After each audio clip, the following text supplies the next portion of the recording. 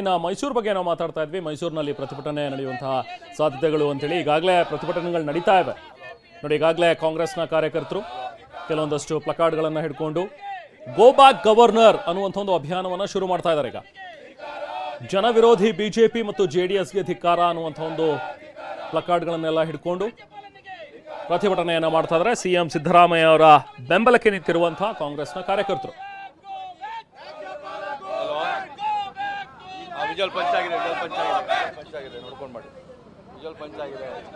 ಬಿಜೆಪಿಯ ಏಜೆಂಟ್ ರಾಜ್ಯಪಾಲರಿಗೆ ಧಿಕ್ಕಾರ ಅನ್ನುವಂಥದ್ದನ್ನ ಕೂಡ ಗಮನಿಸಬಹುದು. ಇಲ್ಲಿ ಅಹಿಂದ ನಾಯಕನ ವಿರುದ್ಧ ಷಡ್ಯಂತ್ರ ನಡೀತಾ ಇದೆ ಅಂತ ಹೇಳಿ ಕಾಂಗ್ರೆಸ್ನ ಕಾರ್ಯಕರ್ತರು ಆರೋಪಿಸ್ತಾ ಇದ್ದಾರೆ.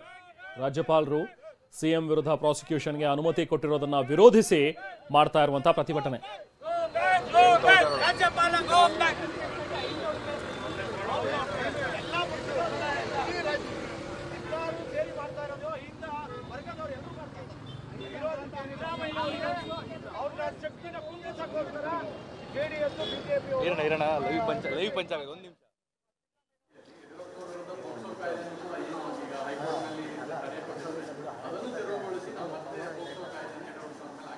ನೋಡ್ರಿ, ಕರ್ನಾಟಕ ರಾಜ್ಯದಲ್ಲಿ ಕಾಂಗ್ರೆಸ್ಸಿನ ಸರ್ಕಾರ ಇದೆ, 1 ವರ್ಷದಿಂದ ಇದೆ.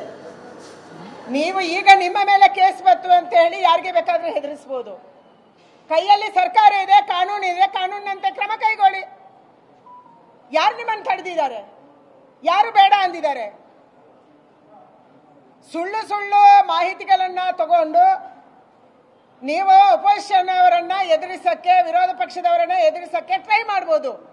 ಆದ್ರೆ ನಿಮ್ಮ ತಟ್ಟೆಯಲ್ಲಿ ಇವತ್ತು ಏನಿದೆ ಅಂತ ನೀವು ನೋಡ್ಕೋಬೇಕು.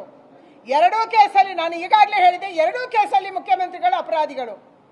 ತೆಲಂಗಾಣಕ್ಕೆ ಹಣ ಕಳಿಸಿದ್ದು ನೀವೇ, ವಾಲ್ಮೀಕಿ ಅಭಿವೃದ್ಧಿ ನಿಗಮವನ್ನ ಪೂರ್ತಿ ಮುಳುಗಿಸಕ್ಕೆ ನೋಡಿದ್ದು ನೀವೇ, ಮೂಡದಲ್ಲಿ ಸೈಟ್ ತಗೊಂಡಿದ್ದು ಕೂಡ ನಿಮ್ಮ ಹೆಂಡ್ತಿದೆ. ಇದ್ರ ಬಗ್ಗೆ ನೀವು ಮೊದಲು ಮಾತಾಡಿ, ರಾಜೀನಾಮೆ ಕೊಟ್ಟು ಆಮೇಲೆ ನೀವು ಏನ್ ಬೇಕಾದ್ರೂ ಮಾತಾಡೋದನ್ನು ಮಾಡ್ರಿ.